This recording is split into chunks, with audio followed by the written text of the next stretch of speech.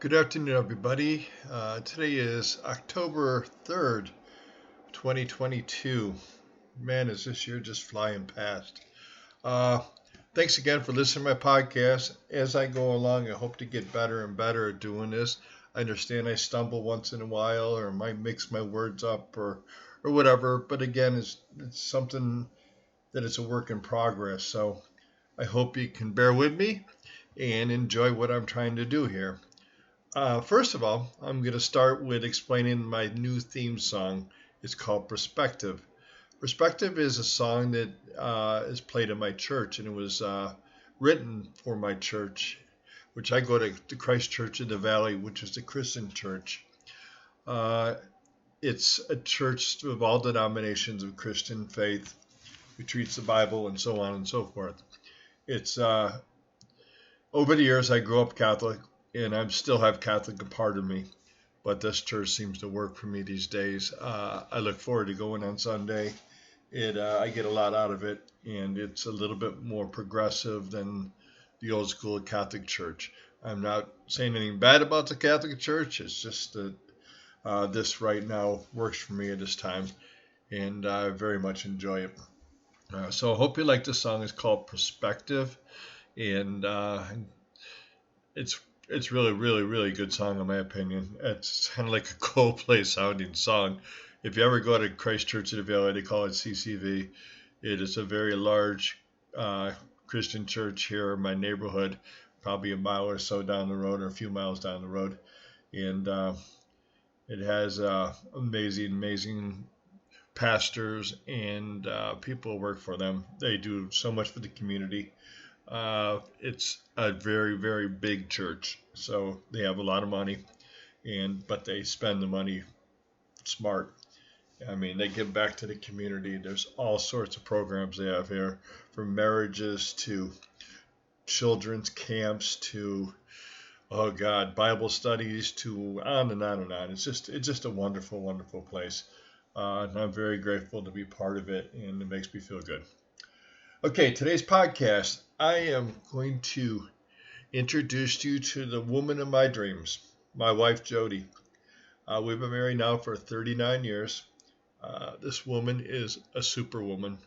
I've learned so much from Jodi over the years. She basically has taught me to be a better person. I was kind of lost growing up a lot of times, as a lot of us might have been. Uh, my direction was limited. I know I can't blame anything but myself for my past mistakes in life, but sometimes I just wonder how my background affected how I acted in my younger years. And if I've ever hurt anybody or ever done anything to anybody, I'm very sorry. I mean, I learned from it, and I hope to God I'm a better person for that. Again, we've been married 39 years. I have three wonderful children, three wonderful grandchildren. I've been very fortunate. As I always say, I've been blessed. Uh, Jodi and myself have had our ups and downs over the years, but for the most part, we work through everything. And it's very nice to have a stable, loving family relationship, which I do and I've had for the last 39 years. And I probably will continue to the day they send me to the wherever God decides to send me. And I'm hoping it's the right direction. All right, more about my wife. My wife, Jodi, is been in the engineering firm for many years, over 40, I believe now. She is the director of engineering for an engineering company right now. It's located in Minneapolis, Minnesota, with offices here in Scottsdale, Arizona. In her past, she's been a project manager. She's been a manager. We lived in France for 2 years because she worked on the Airbus and Air Special, A340, A320, all of that. She is a rock star. She's a very intelligent woman. And I don't know what she found in me, but she is a genius, and she's very modest about that. But I mean, what she does day to day is just amazing. She runs this family. She takes care of everybody. She lets me retire and do my crazy things like podcasts and DJing and so on and so forth to keep myself busy. Go down and see my buddies, all that. She's very understanding, and I'm very grateful. But getting back to Jodi's resume, throughout her life, Jodi's kind of been one of these people looking for the meaning of life. She has gone through different avenues such as Kundalini Yoga, Reiki. She's a Reiki master. I don't know if she considers herself a Reiki master anymore, but she doesn't really practice it as much as she did in years past. She goes to acupuncture. She does many, many seminars all over the United States to try to be a better person and understand what this crazy world's all about, I guess. And it's very passionate for Jodi to be interested in these type of things. And currently and as I think always, she's been interested in like energy and energy healing. She has taught me that all the energies are really backed by scientific facts because everything is compressed to molecules and it vibrates in different various frequencies, and our bodies radiate positive and negative balances and unbalances and open and closed frequencies and all that. To me, it was hard to explain, but the best way I do it is I see, and there's times I've opened myself up and figured this out to a small extent, nowhere near as far as she is. I feel myself energizing. I feel myself more loving, more caring, and a better person. And so, that being what she teaches or what she feels or what she learns or whatever, it's a good thing. I mean, for a lot of years, I never understood a lot of it, and I was kind of frustrated, to be honest with you, because I thought she was going off in the deep end off a lot of times. But Jodi's interesting. She always jumps right into everything, full-fledged.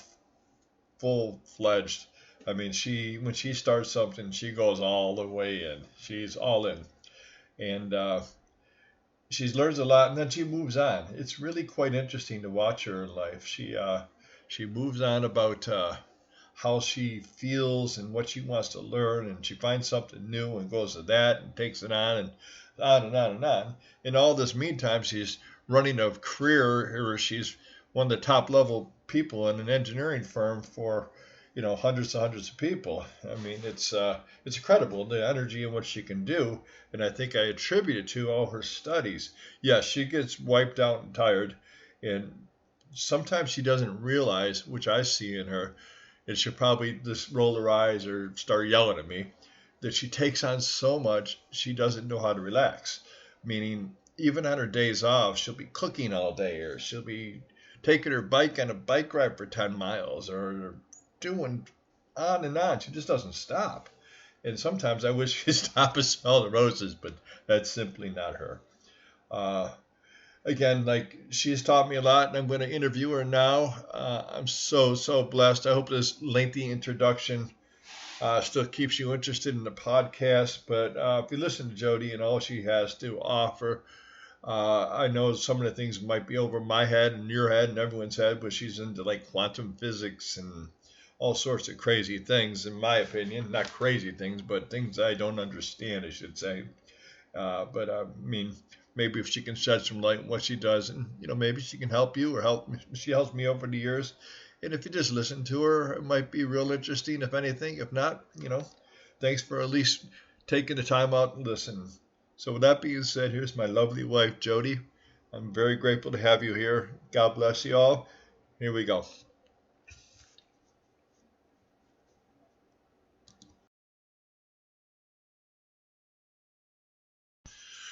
Welcome. This is my lovely wife, Jodi. Like I said, she's my rock, and no pun intended, or pun intended, whatever.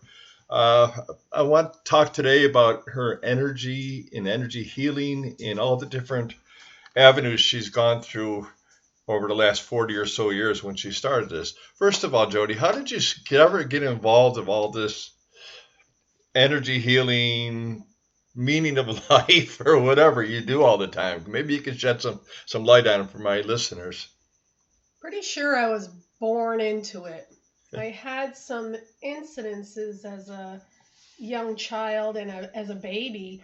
My earliest memory was laying in the crib and watching my bottle that my mother had left up on the dresser, and I couldn't make it levitate and come to me. And I was really confused about how this world worked because I'm pretty sure in whatever worlds we exist in that things are different.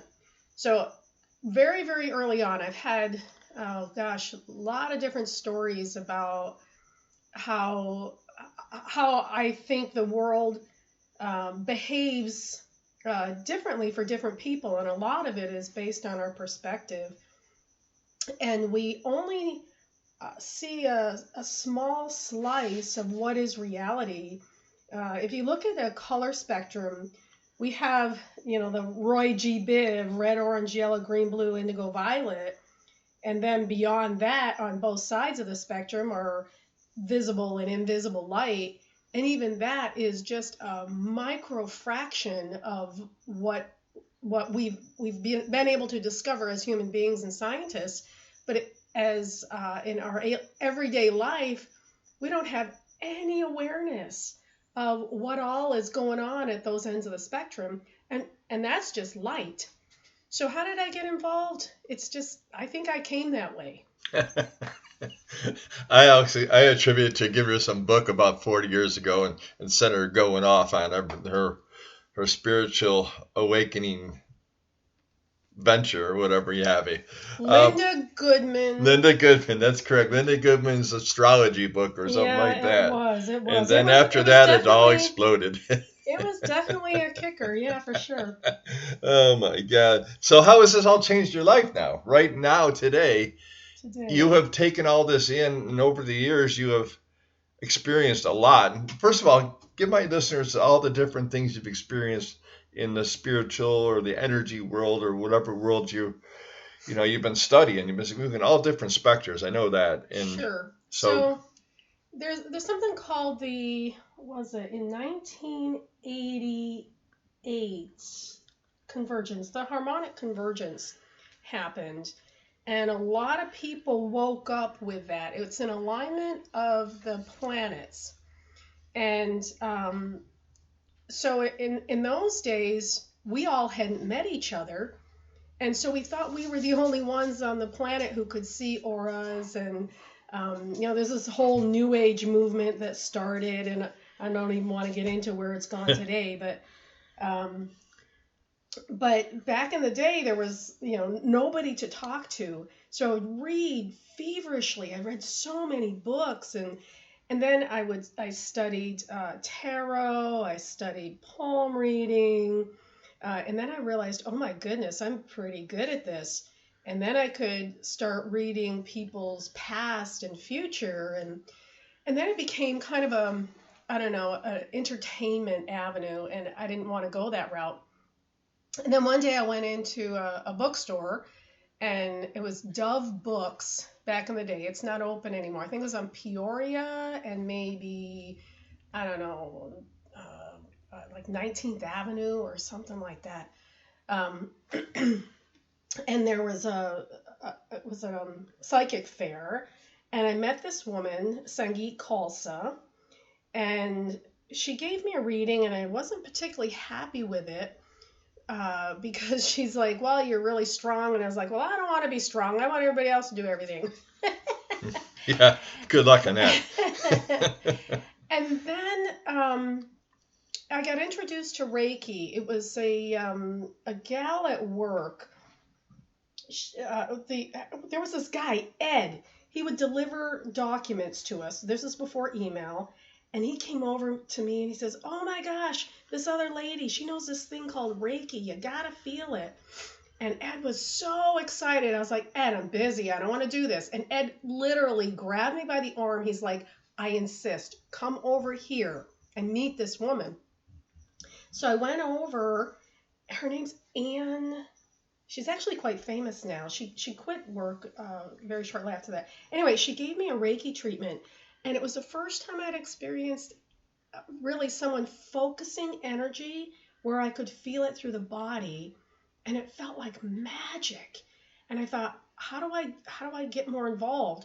And she invited me out, and I experienced a Reiki treatment by a bunch of practitioners. They worked on, maybe there were 5 practitioners, and there were maybe 10 of us who were experiencing it that night.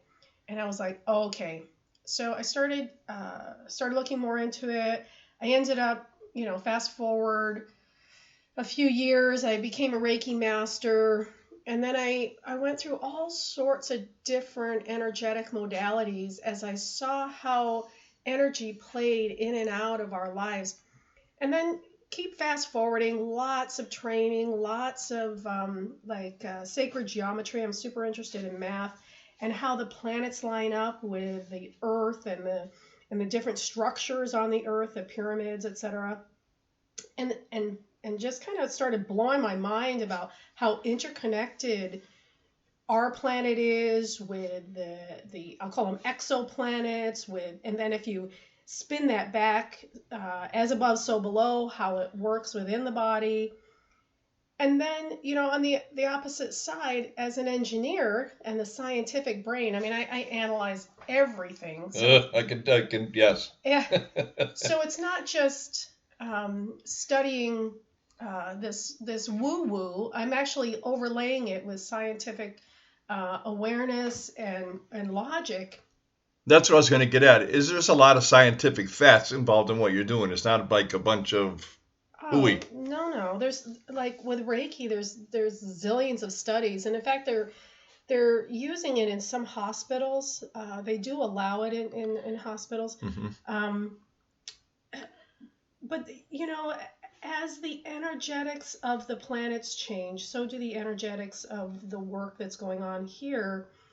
And my life has been more focused around supporting the family and how to integrate these two worlds. So I literally use this modality in my everyday life. And, I don't get into people's energetic spaces without permission or anything like that. I always ask permission. And then, sometimes I just sit back on how can I help? How can I be of service? Well, not to interrupt you here. You taught me how to. I know. You taught me how to release this energy, or all the times I block this energy. Can you help with our listeners and maybe a way to release energy or an exercise or anything like that? Sure. There's a level of awareness, being present with yourself, with your body. I studied a technique called release technique for somewhere between 10 and 12 years. And essentially, when you have an upsetness or any kind of emotional discord that's uncomfortable, just become aware of your surroundings for one thing, and then go internally. And by that, I mean just be aware of what's happening in your body and feel that disharmony in your body, and then look at it literally in your mind's eye. Let's say you have something, maybe a child that's really getting into trouble or something, and it's really hurting you. And typically it's either in the heart area or in the stomach. And then you just go within and find that place in your body where that disharmony is. Look at it, be with it, acknowledge it, and notice that it's trying to tell you something. It's trying to tell you it's uncomfortable. And that you pour as much love into that space. That's you. That's this piece of you that's out of balance. So you just pour as much love and compassion as you can, and then watch the magic. Just watch the magic. As the energy dissipates, first of all, you'll feel this palpable feeling of relief, and you'll notice yourself taking this big in-breath and out-breath going, oh, and it'll start to physically feel better. And then the magic extends further. Because as we talked about, as above, so below, as within, so without, you'll watch your life change right before your eyes. It really is magic in the way that we see the world. Wow. And that could help you also with pain management, depression, psychological issues, and so on and so forth, correct? To get rid of that negative energy and try to fill yourself more with positive energy. Am I getting that correct there? Let's take it one at a time. Let's break it down a little bit. So for pain management, we have been taught in our culture particularly, and I'll say that, maybe Anglo-Saxon culture, what have you, I don't know. but to avoid pain. And if you resist, like take your hands in front of you and just press your hands into a prayer position, and then press them and press them and press them. And then take your left hand and don't press anymore, but keep pressing with your right hand. You notice that there's no more pressure. So as we resist pain, it causes it to build up and to become more uncomfortable. So take a trick. This is really, it's an energetic trick, I guess you'd call it. But instead of avoiding the pain, again, be with it, be present, go into it, step forward. You hear this term, lean into it. I have trouble with that. I can't figure out what lean into it means, but truly, you just kind of, what I do is I take a little picture of me and my body, and I dive into it, and I just kind of look around, and then eventually come out on the other side of where that pain is, and I have burned myself, and this was just recently, and I remembered, don't avoid it, keep going into it, and so I just went right into it. And I'll tell you, I didn't even have a red spot it was just a few minutes. Wow. Nothing. Yeah. So what was the other part of that? The pain? Just like depression and anxiety or all that. How come that's still negative energy in your body. Sure. What I'm trying to do is help these people, or help anyone who's listening, just wanting to listen, how they can release or get rid of that negative energy of depression. People go in depression a lot. People are sad. And how can we make these people happier or feeling good about themselves once again through doing some of these techniques? Depression is interesting. I never understood what depression was. So I asked God, I said, okay, I can't understand how to be compassionate to someone who's depressed because I don't even know what it is. So I actually had eye surgery. And I was laying in bed and I was under some medication, and I said, oh, this doesn't feel good. I was miserable. And so I said, show me what depression is.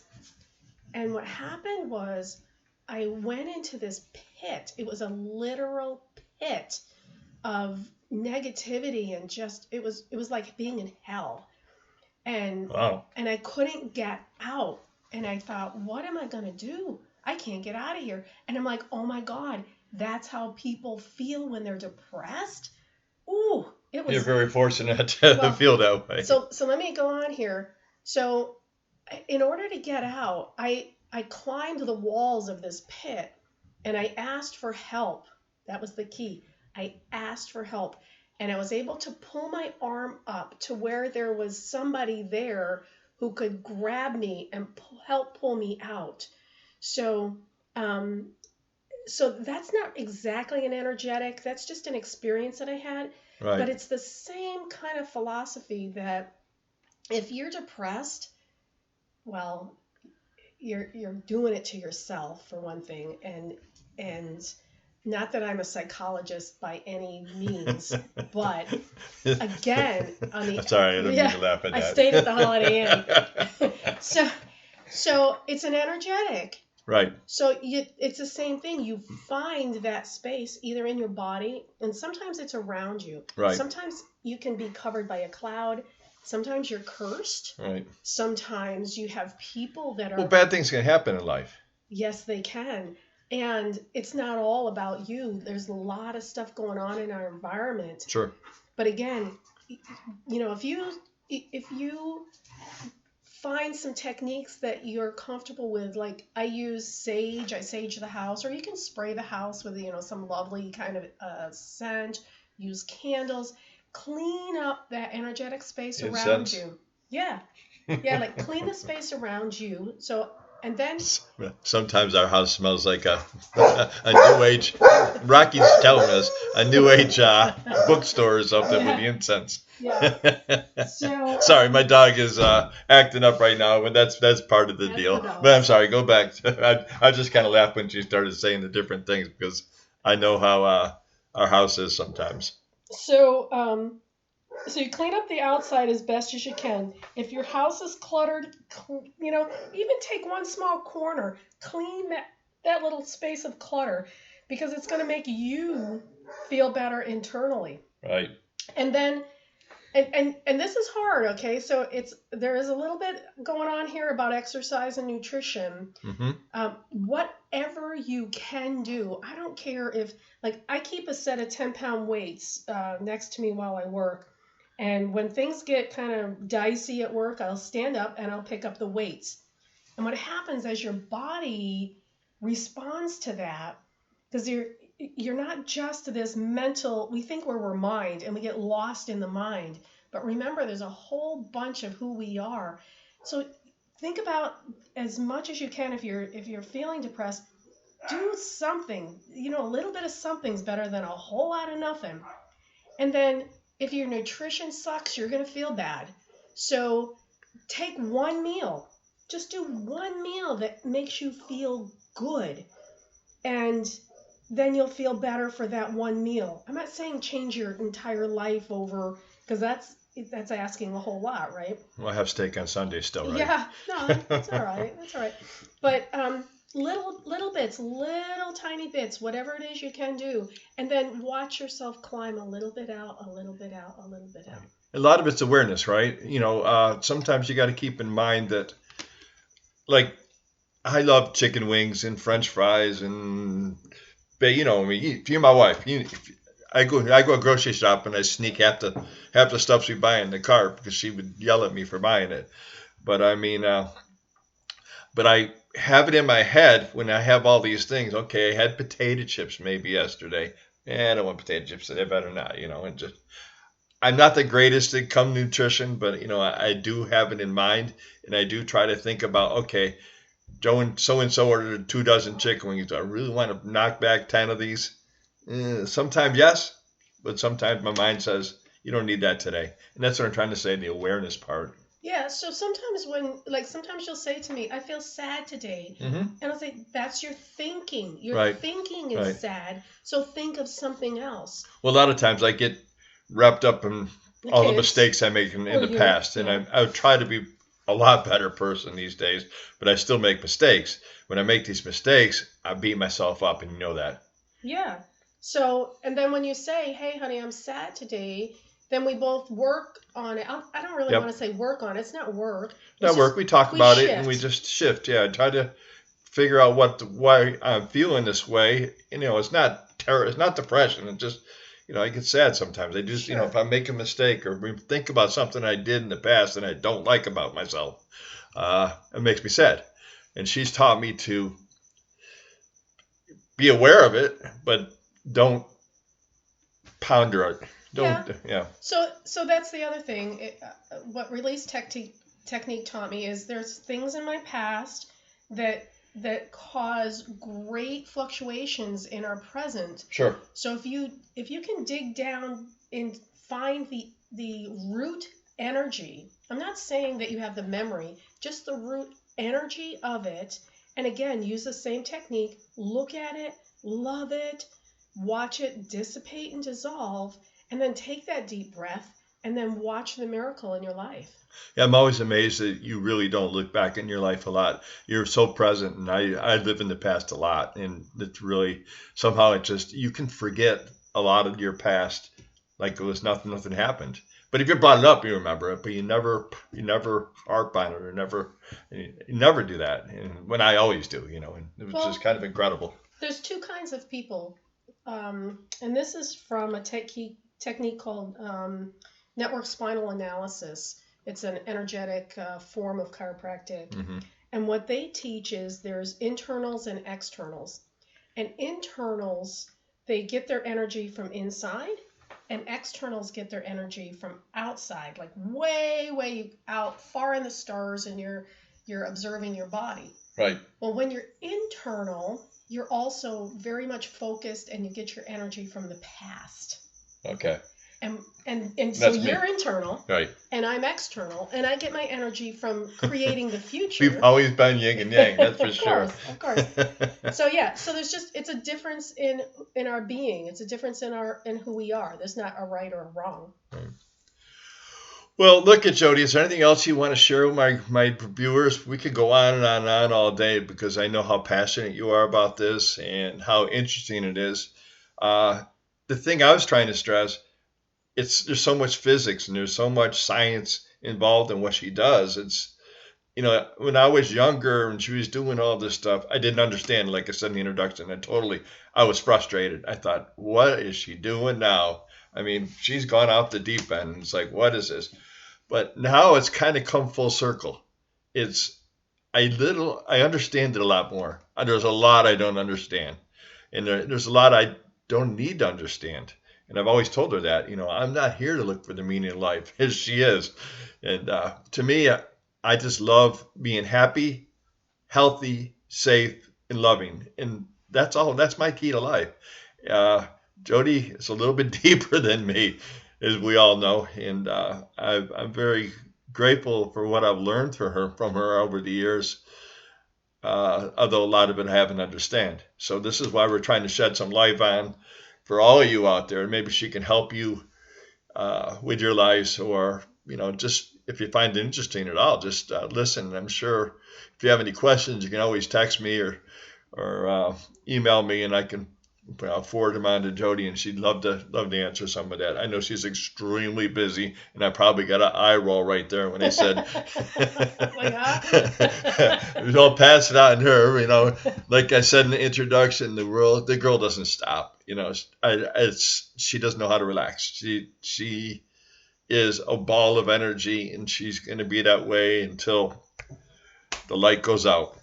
Anyhow, I really want to thank my beautiful, beautiful wife today. This was fantastic. This is, doing these podcasts, I think I'm getting better and better as I go along. But when I have guests like Jodi, it's just incredible. And I hope you take the time to listen to what she has to say. And God bless you all. Thanks again, Jodi. You're the best. Again, anything you want to leave us with? Yeah, so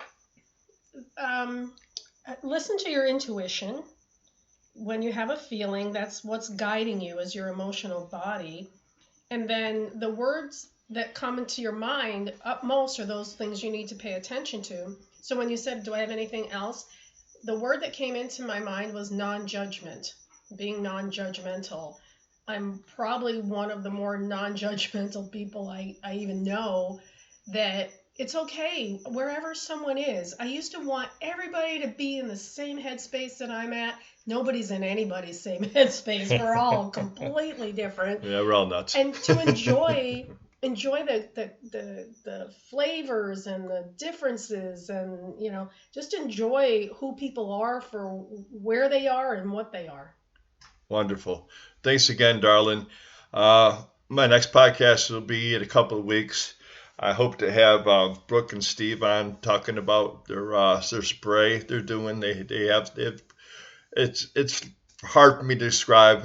When I get closer, I'll get more of an understanding about it. I'm going to end this. Like I said before, I hope to be able to download the song off YouTube. It's going to be my theme song. I get it from my church. It's called Perspective. Listen to the words of the song. It's kind of like what we talked about today. It's wonderful, spiritual, meaningful. I tear up when I hear it sometimes. Is that good? Again, thanks again to my wonderful wife, Jodi. Thanks for listening. Until next time, peace and love. I'm out. Thanks, honey.